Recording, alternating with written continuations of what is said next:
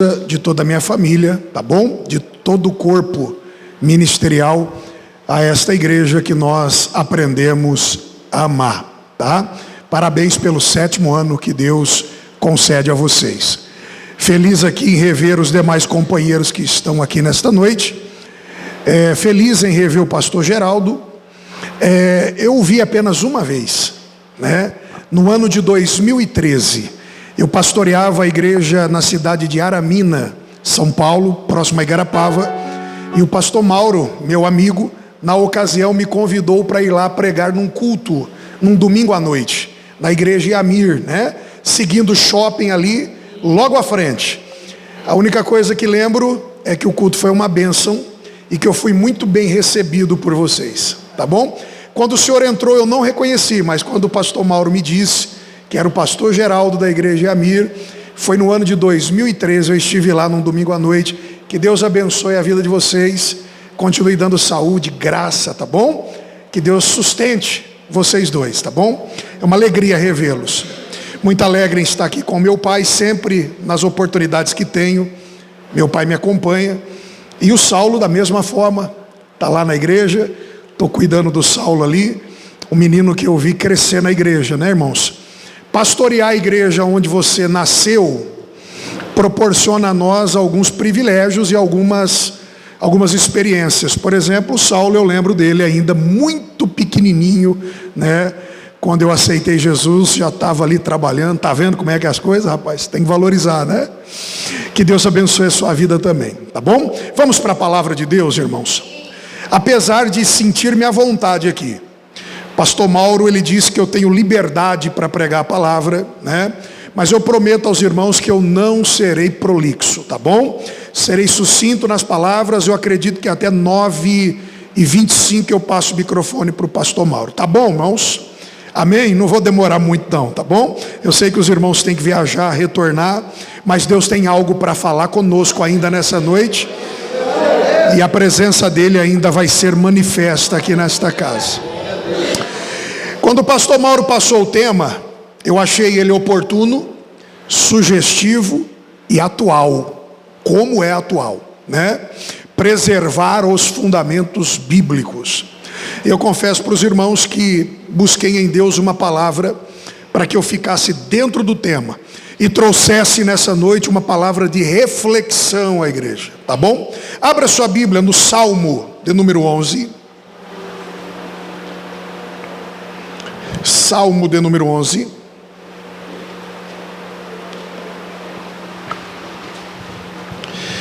O versículo ou verso aqui, o Salmo é o inário de Israel, né? São cânticos, verso de número 3. Aleluia. Salmo de número 11. O verso é o de número 3, meus irmãos. Quantos encontraram? Amém. Na versão que eu tenho em mãos, está escrito assim: se os fundamentos forem destruídos, o que pode fazer o justo? Observe que é uma pergunta para todos nós, uma reflexão. Se os fundamentos forem destruídos, o que pode fazer o justo? Amém, meus irmãos? Amém. É nesse texto que eu quero, por alguns minutos, meditar com a igreja nesta noite. O Salmo de número 11, ele foi escrito por Davi. Os irmãos sabem que Davi é o homem segundo o coração de Deus, e é o homem segundo o coração de Deus porque cumpriu os propósitos que Deus havia estabelecido para ele cumprir, diferentemente do seu antecessor chamado Saul. Davi foi um homem que teve a responsabilidade de compor 74 dos 150 salmos que estão na Bíblia, pelo menos aqueles que estão identificados por ele. Foi cantor, foi compositor, foi criador de instrumentos, foi guerreiro. E conforme foi cantado aqui nesta noite, lembramos de suas grandes batalhas, da vitória sobre Golias, das 8 grandes guerras em que ele saiu vitorioso para a glória e honra do nome do Senhor, porque Davi era um homem que sempre que ia para as batalhas, era uma pessoa que orava e buscava a presença e a direção de Deus para fazer e para batalhar, e em todas elas o Senhor estava com ele. A Bíblia diz também que Davi foi um homem que recebeu por 3 vezes a unção. Foi um homem que no final da sua trajetória, lá em 2 Samuel capítulo 23, verso 2 e 3, fazendo uma análise de toda a sua vida, ele diz o seguinte: que o Espírito do Senhor usou ele poderosamente, que a palavra do Senhor estava na boca dele, e que a rocha de Israel havia falado com ele durante toda a sua vida. É este Davi que escreveu o Salmo de número 11, aleluia. E se os irmãos observarem todo o contexto do Salmo, os irmãos vão ver que Davi está chamando a nossa atenção para nós colocarmos de lado os nossos problemas e nos refugiarmos em Deus. Porém, nessa noite eu quero pincelar aqui o verso 3, e quero chamar a sua atenção, e eu quero pregar nessa noite, nesses minutos que temos, sobre o tema que foi estabelecido: preservando os fundamentos bíblicos. Se nós observarmos aqui o verso 3, meus irmãos, nós vamos ver que Davi, ele vai se utilizar de uma analogia. Analogia nada mais é do que aquilo que nós estabelecemos, uma relação de semelhança entre coisas distintas. Davi, na verdade, ele está se utilizando de uma analogia do reino físico. Ele está se utilizando desta analogia para descrever uma preocupação espiritual particular de sua vida, que no momento em que o Salmo foi escrito, mexia muito com o seu interior. E quando ele propõe para nós essa analogia, ele vai se utilizar de uma comparação para nos apresentar aqui um ensinamento espiritual importante. Davi se utiliza da comparação, meus irmãos, de um fundamento físico.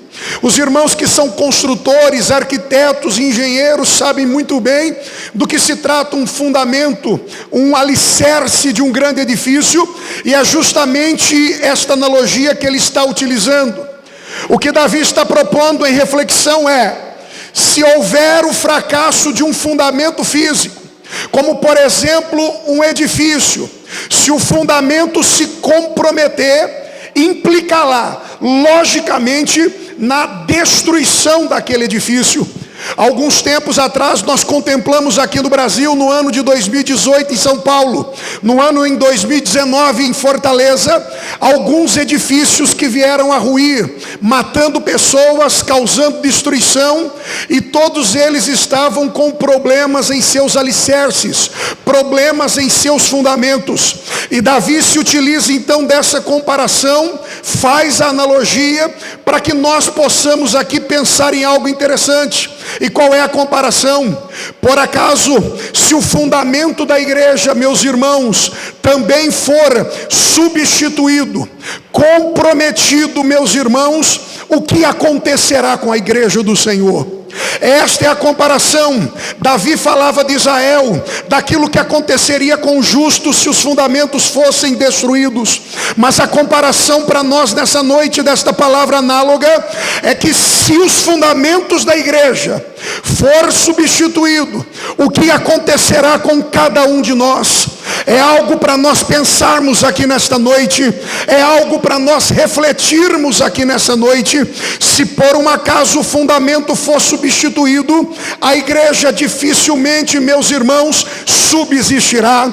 Esta é a reflexão que ele está nos propondo. Então entenda uma coisa: se nós como igreja do Senhor não mantermos o fundamento da verdade, a nossa saúde, o nosso bem-estar espiritual corre seríssimo risco.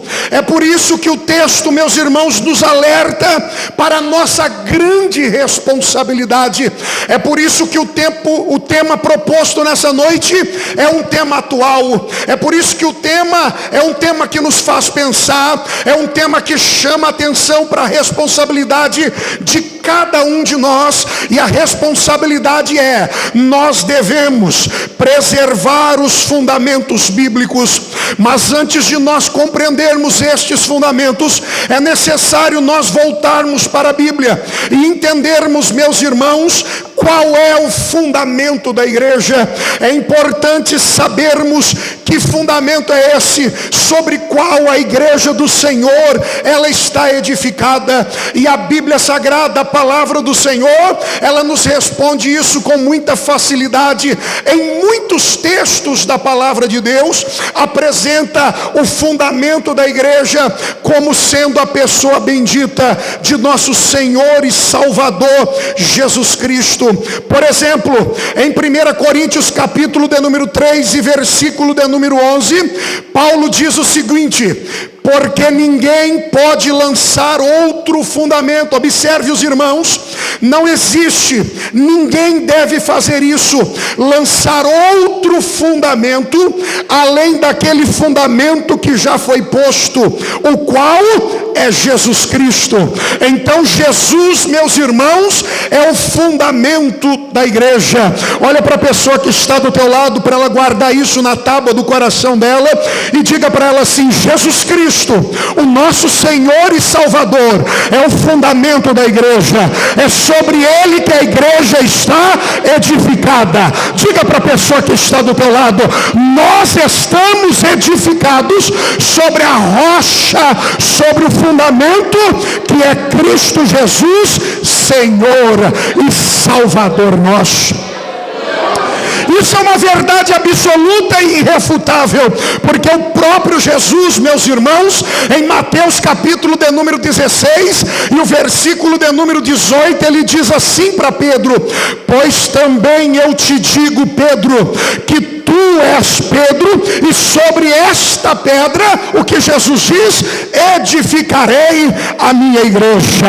Existem pessoas que tentam interpretar o texto dizendo que o fundamento é um fundamento humano, mas quando a gente olha para a Bíblia, vale argumentar aqui que quando ele se refere a Pedro, ele se utiliza da palavra grega petros, que significa fragmentos pequenos de pedra, mas quando ele se refere a si como pedra, ele se utiliza da palavra grega petra, que significa rocha inabalável. Assim é Petros, que deriva de Petra, né? Os pequenos fragmentos da pedra que se deriva da rocha inabalável, e não a rocha que se deriva dos fragmentos de pedra.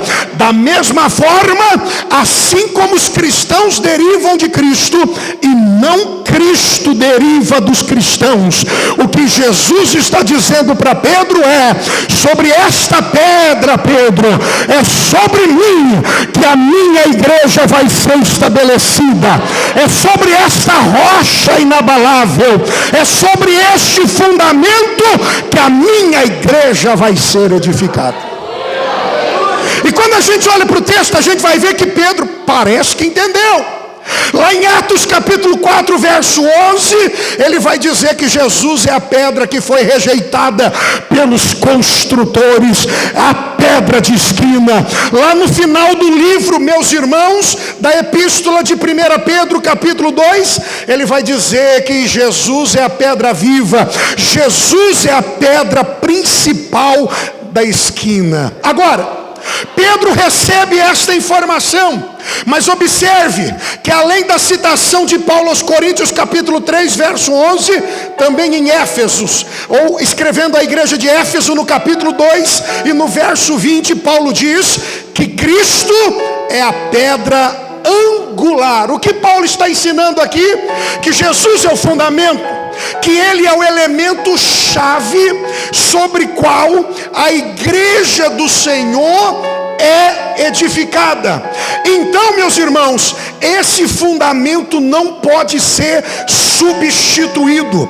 Esse fundamento não pode ser trocado de forma nenhuma, porque se for trocado, se for substituído, será destruído o fundamento, meus irmãos. E o que será dos justos? É esta reflexão que está sendo proposta por Davi e é apresentada para nós nesta noite. Se o fundamento for destruído, a igreja sofrerá. Se o fundamento for destruído, a saúde espiritual da igreja, meus irmãos, sofrerá demasiadamente. Aleluia. Então o fundamento, ele não pode ser substituído em hipótese alguma. A nossa missão é preservar os fundamentos que estão sobre a pedra de esquina, sobre o fundamento principal, que é Cristo Jesus. Somente para nós adorarmos o nosso Deus nessa noite, meus irmãos, glorifiquemos a Ele, exaltemos a Ele, porque a igreja, meus irmãos, ela não está edificada sobre homem algum, ela está edificada sobre o Rei dos Reis e o Senhor dos Senhores, Jesus Cristo, o Senhor e o dono da igreja. Louvado seja o nome de Jesus Cristo. Esse fundamento não pode ser trocado. Esse fundamento não pode ser substituído. Entendido qual é o fundamento principal, a pedra angular, a pedra de esquina, aquela que sustenta, a rocha lá de Mateus capítulo de número 7, a qual o Senhor mesmo nos aconselha a edificarmos a nossa casa. Sobre esta rocha a igreja está edificada. Agora escute.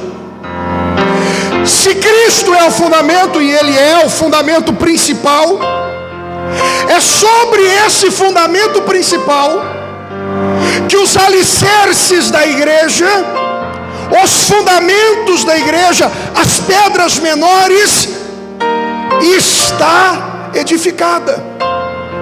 E esses fundamentos, essas pedras menores, esses petros sobre a pedra, na verdade, segundo Paulo escreve aos Efésios, são os ensinos apostólicos.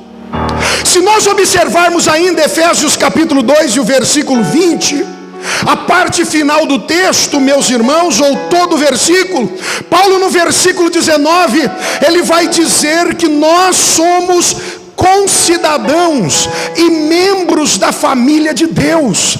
E como membros da família de Deus, Paulo diz assim: estamos edificados sobre o fundamento dos apóstolos e do profeta, ou dos profetas, de qual Jesus Cristo é a pedra principal de esquina.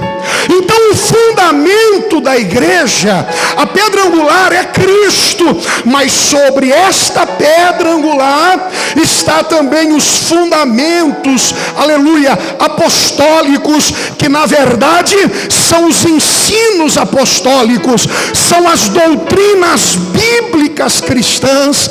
E quando a gente olha para Efésios 2 e 20, nós entendemos então que existe o fundamento principal, a base, e os demais alicerces sobre a qual a igreja do Senhor está edificada. E esses alicerces sobre a rocha principal são os ensinos bíblicos verdadeiros, cristocêntricos, dos quais a igreja não pode se afastar, daqueles que a igreja não pode abandonar, doutrinas que a igreja deve obedecer, colocar em prática na sua vida, que deve ser escutado todos os dias dentro da igreja, guardado na mente e escrito na tábua do coração, para que a palavra seja luz para os nossos caminhos, que ela esteja guardada dentro de nós, para que possamos fazer a vontade do Eterno e sermos usados por Deus da maneira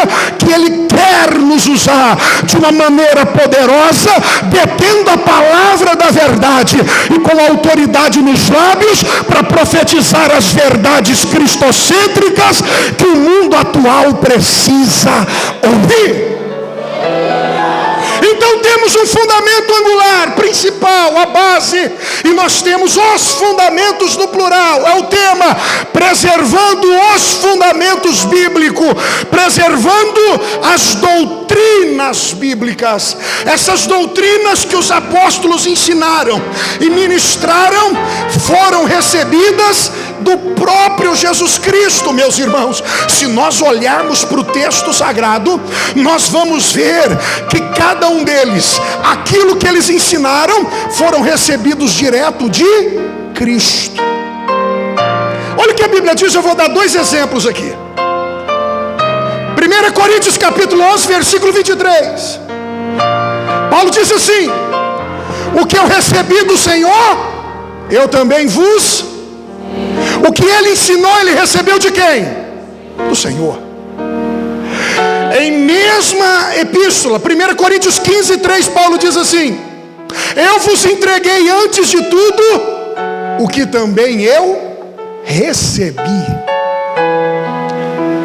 O que a igreja recebeu dos apóstolos, as doutrinas bíblicas, estão fundamentadas no Cristo vivo, na rocha inabalável. É por isso que a doutrina apostólica é uma doutrina cristocêntrica, fundamentadas na encarnação, na morte, na ressurreição e na volta de Jesus. Eu entendo isso como evangelho cristocêntrico, aquele que está fundamentado na encarnação, na morte, na ressurreição e na volta de Cristo Jesus. É nessa base, é nessa fundamentação que todos os ensinos apostólicos estão fundamentados. Todos eles apontam para Cristo, porque de Cristo eles receberam. Então aquilo que eles receberam, os fundamentos que eles receberam de Cristo, eles passaram a ensinar a igreja do Senhor Deus Todo-Poderoso. Se os irmãos observarem nesses 2 textos que eu usei como exemplo, e observarem a palavra recebi, a palavra traduz o grego paradoses, que significa doação, transferência. O que Paulo está dizendo usando a palavra paradoses? Ele está dizendo o seguinte: aquilo que Cristo doou para mim, aquilo que Cristo transferiu para mim, como palavra, como ensinamento e como doutrina, eu transfiro para a igreja do Senhor. É por isso que o texto está dessa maneira: o que eu recebi, paradoses, aquilo que eu recebi de Cristo, eu compartilho também com a igreja do Senhor. Então tudo, irmãos, que nós recebemos como doutrina e como fundamento da palavra, deve estar fundamentadas em Cristo Jesus, Senhor e Salvador nosso. Louvado seja o nome do Senhor. E quando nós paramos para pensar que tem a pedra angular, a pedra fundamental, e sobre ela esses alicerces doutrinários sobre os quais a igreja está estabelecida, nós, irmãos, nos alegramos e glorificamos a Deus, e também entendemos a responsabilidade que temos de não desviar nem para a direita, de não desviar nem para a esquerda, mas manter-se firme nesse propósito. Quando a gente olha para Atos 2:42, a Bíblia diz que a igreja primitiva, ela perseverava no quê? Na doutrina dos apóstolos. Quando a gente lê isso, a gente entende que a igreja, ela preservava os fundamentos bíblicos. É a mesma coisa. O grande exemplo, o grande parâmetro para nós é a igreja primitiva. Ela preservava os fundamentos bíblicos, perseverando na doutrina dos apóstolos. E é exatamente isso, meus irmãos, que Cristo Jesus espera de mim e de você nesses últimos dias. Nós vivemos tempos difíceis, meus irmãos, em que muitos homens estão substituindo o fundamento cristocêntrico, a rocha inabalável, por coisas, meus irmãos, que não vão manter os alicerces de igrejas de pé. Se os alicerces estiverem sobre a rocha, pode vir o temporal, pode vir a chuva, pode vir a tempestade, mas a Bíblia diz em Mateus 7 que a casa vai ficar de pé. Agora, se a rocha for substituída por areia, e o que tem de gente trocando o fundamento rocha pelo fundamento areia, não está escrito. A chuva vem, a tempestade vem, as batalhas se levantam, e quando batem na casa com ímpeto, a casa não permanece de pé, porque o fundamento está sendo substituído. Nós que estamos aqui nesta noite, meus irmãos, nós precisamos valorizar os pastores que estão aqui nesta retaguarda. Cada um deles eu conheço, ouço falar acerca deles, e sei que são homens de Deus, que se preocupam com a palavra, com a pregação verdadeira e genuína. Eu sei que nos púlpitos aonde esses homens estão pregando, ainda se ensina sobre a doutrina da salvação, ainda se ensina que nós somos salvos pela graça por meio da fé, ainda se fala sobre a doutrina da regeneração, ainda em púlpitos fala sobre a doutrina da justificação, da santificação, fala-se sobre a doutrina de Cristo, sobre a doutrina do Espírito Santo, fala-se de batismo com o Espírito Santo, fala-se sobre a volta de Cristo, sobre aquilo que vai acontecer quando Jesus aparecer para levar a igreja daqui. Existem púlpitos ainda que a palavra de Deus está sendo pregada com a autoridade do céu, aleluia, com verdade. Os fundamentos estão sendo preservados. Sabemos que os pastores devem ser paladinos da fé, defensores da fé, mas a igreja precisa também andar nos mesmos passos de vossos líderes que defendem a fé cristã. Aleluia. Precisamos ser como as igrejas, ou como a igreja de Bereia, que era uma igreja fundamentada na palavra e na doutrina, que não aceitava qualquer coisa não. Se não fosse fundamentado, não aceitava. Só era aprovado quando a mensagem era bíblica, cristocêntrica, quando a mensagem vinha do céu em conformidade com a palavra do Eterno. Irmãos, é tempo de refletirmos, é tempo de nos empenharmos para preservar os fundamentos bíblicos e o evangelho cristocêntrico. Numa época em que nós observamos o surgimento de outros evangelhos, evangelhos que não estão fundamentados em Cristo, evangelho triunfalista, evangelho da prosperidade, evangelho antropocêntrico, o homem é o centro de tudo,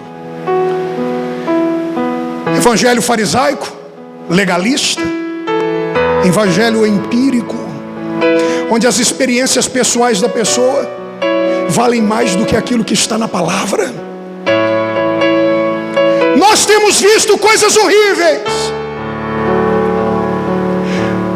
mas Deus tem o seu povo, os seus remanescentes. Eu acredito particularmente que nós já estamos vivendo um tempo em que as pessoas estão procurando igrejas que pregam a verdade, que falam a verdade, doa quem doer, que são firmes no ensino da palavra. Eu tenho vivido experiências assim em São Joaquim. Hora ou outra alguém aparece, bate na porta, e quando sentam para ouvir a palavra, para ouvir um ensino bíblico, as pessoas não querem ir embora mais, porque aonde estão não ouvem mais palavras, não se alimentam mais como deveria se alimentar, e a situação está difícil. Mas a palavra de Deus para todos nós que estamos aqui nessa noite é: preserve e persevere nos fundamentos bíblicos. Preserve, proteja, lute por ele, porque vale a pena. Vale a pena, o Senhor nos abençoará. Vale a pena preservar os fundamentos bíblicos. Eu digo que preservar os fundamentos bíblicos, a doutrina dos apóstolos, é questão de sobrevivência para nós nesses últimos dias. É questão de sobrevivência.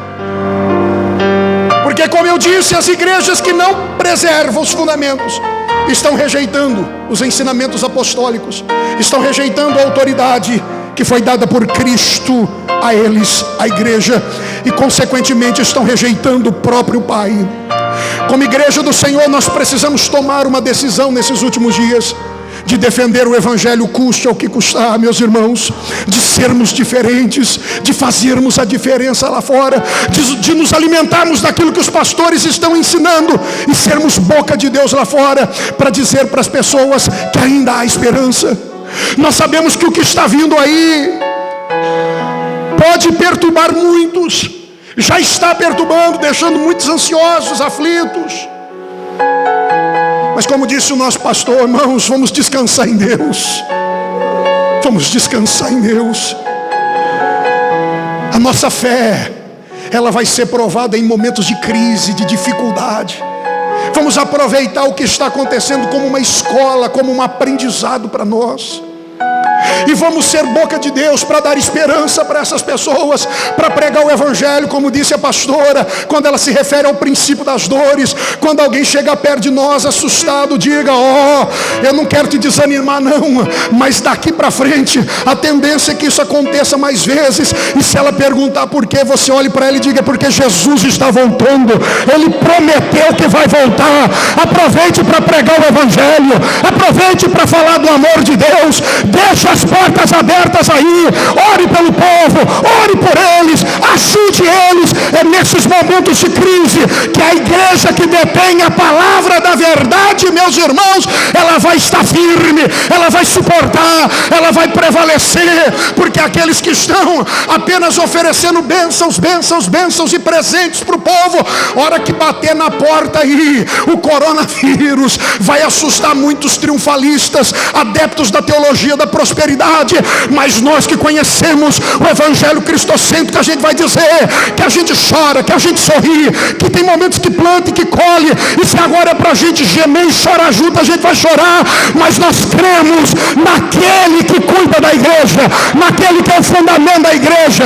Nós sabemos que Ele vai cuidar da gente, vai sustentar a gente. E como disse o pastor ontem, se por acaso Ele quiser levar também, aleluia, Ele vai estar entregando o ticket de volta, para que a gente volta para nossa casa, para estar para sempre com Ele. Então nós não temos que temer nada não, irmão. A única coisa que eu quero utilizar aqui na conclusão é: preservemos os fundamentos bíblicos. Fique firme. Fique firme, porque você está sendo alimentado pela verdade. Lembra do texto que foi lido aqui no começo, que é tema da festa? Jeremias capítulo 6, verso 16. Que texto lindo, poderoso. Agora, preste atenção. Eu vou ler o texto aqui na versão transformadora, nova versão transformadora. Diz assim: assim diz o Senhor: parem nas encruzilhadas e olhem ao redor. Perguntem qual é o caminho antigo, bom caminho.